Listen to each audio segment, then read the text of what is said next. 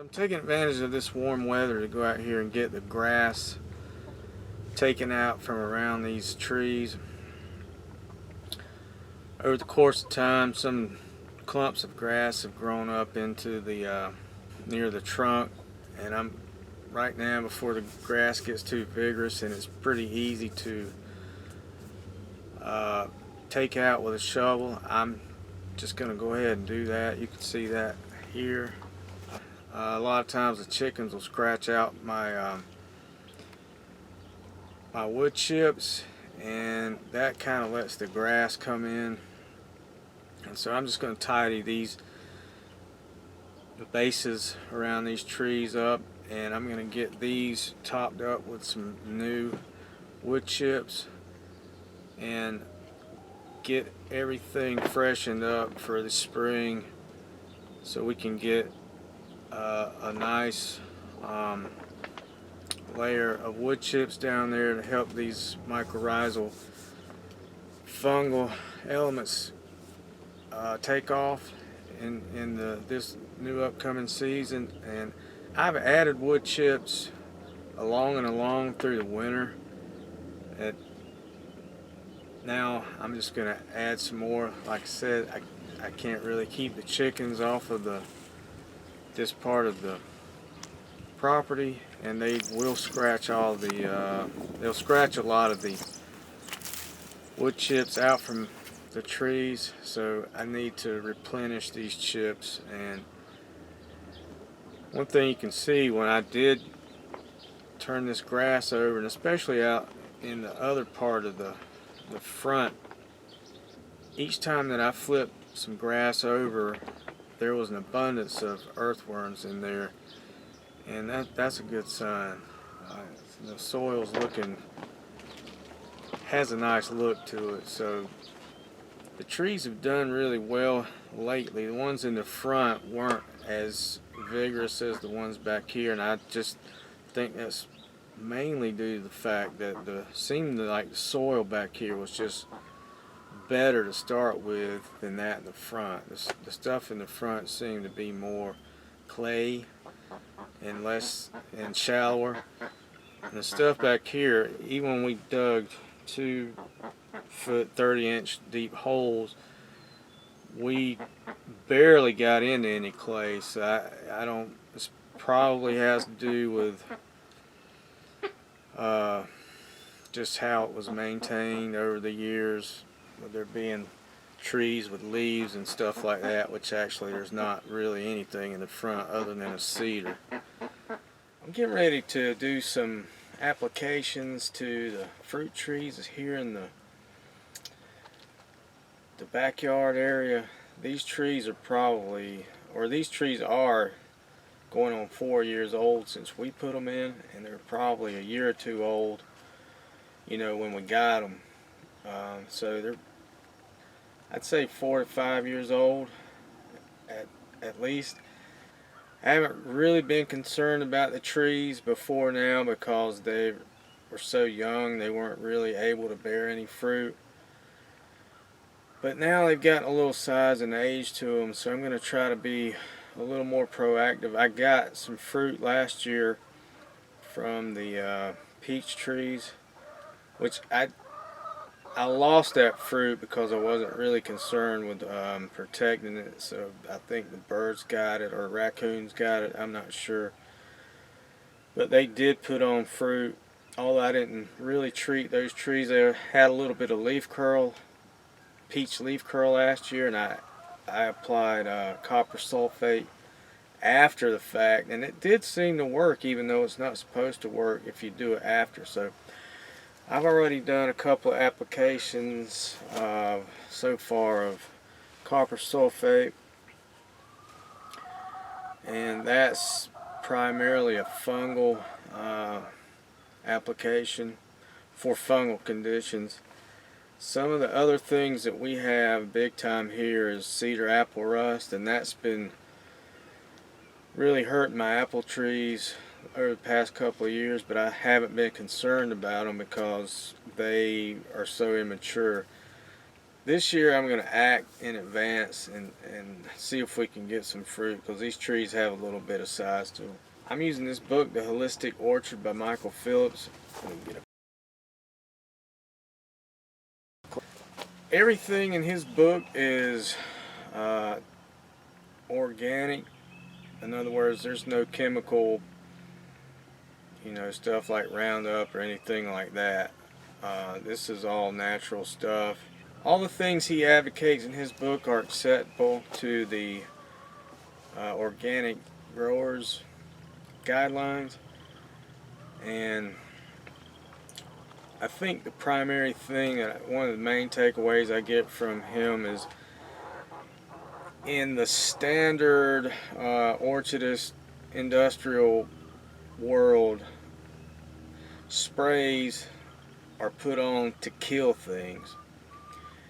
In the holistic way, sprays are put on to enhance the health of the tree. So for instance, in the typical fruit orchard or nut orchard, you would apply chemicals to the trees to kill, say, a fungal disease or a bacterial disease, or you put on an insecticide spray to kill insects, which does work. They kill the insects, but you also kill the bees and you kill everything else that would be beneficial. With these sprays, we're going to put these on to enhance the bacterial and the fungal elements that are in the soil and also on the tree. So what we're trying to do is enhance the health of the tree and the surrounding soil. So if you're in my climate, which is 6B, this may apply to you right now. If you're in the south, you've probably already missed this time because you're further along in your season already. I've seen some people online saying they've already got blooms popping out on their trees. And if you're further north than us, then this will probably be later. This is an early spring, and I'm not doing this based on any kind of written information. I'm doing this because the trees are telling me that it's time to do it. We could get a late frost, and that's always a possibility when you get blooms coming out early, and it may wipe out all of this, and that's happened to me before. So what I'm doing right now is dictated by the trees, and there's not going to be a second chance to, there's not going to be two bud breaks. And so the plum trees really right now, they're in first pink. They're showing signs of about to open up, blooms. So they're in that phase. The peaches are not as far along, and the apples, they're not even close to that yet. So what's speeding up my time frame on this is basically dictated by the plum trees, because they're the ones that are the furthest along. So what we're going to do is mix up this spray for them, but we're going to apply it to all the trees. Since we're trying to enhance the health of the tree and trying to get a jump on some of the things that have yet to come out, some of the fungal things, like what we have around here is cedar apple rust, which those things are going to be coming out with spring, kind of waking up, just like the trees from their dormancy. And some of the other things like fire blight is bacterial. By the same token, some of the insects, which are now just grubs in the ground, the larvae, they're going to start popping out of the ground as the temperatures warm up and coming up and invading the trees. Japanese beetles will be later on, but codling moths right now, they They live in the bark of trees. I would say for me here, bagworms are really an issue, although it's not addressed in this, but that's a nut tree thing. But okay, so I got a 5-gallon bucket here.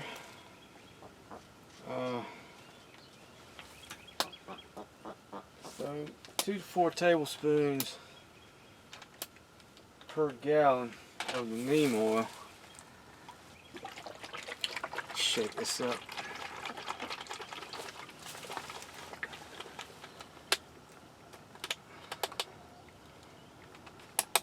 So I'm just going to eyeball this. I don't have anything to measure it with.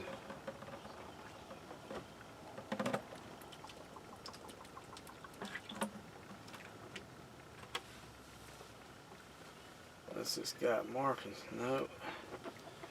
So I just eyeballed it. If that'll show up in there or not. Maybe half a cup. For the fish, hydrolyzed fish and seaweed fertilizer. This is called Neptunes Harvest. This is recommended in Michael Phillips' book. That's the reason I got this. Man, this stuff reeks.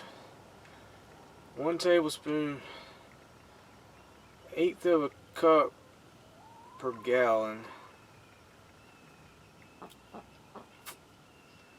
1/8 of a cup per gallon. Let's go with that. I'm just gonna eyeball this again.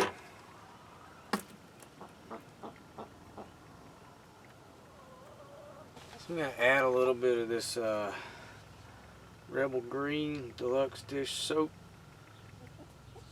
unscented, fragrance-free, biodegradable.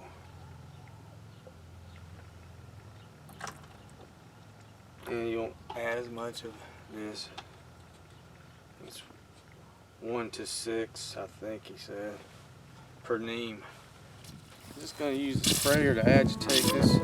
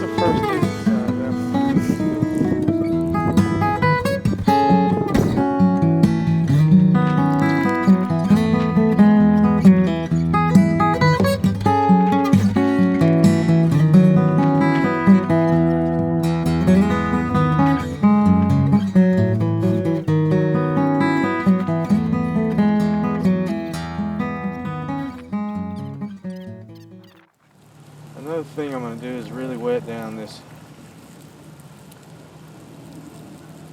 layer of mulch around the base of the tree.